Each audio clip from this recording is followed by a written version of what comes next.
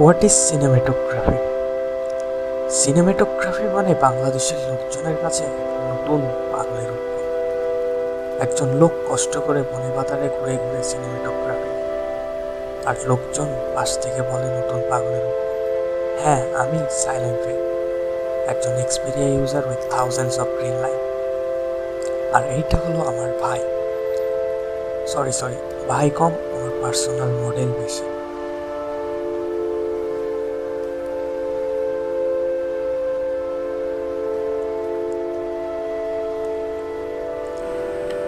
আমার একটা ডেস্কটপও রয়েছে, যেখানে স্মুথলি রান করা যায় ফিল্মোরা আর এনিথিং এর ভিডিও।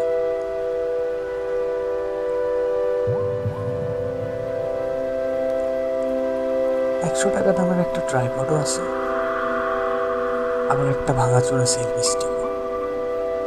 কিন্তু মনে আছে প্রচুর সিনেমেটোগ্রাফির প্রতি ভালোবাসা।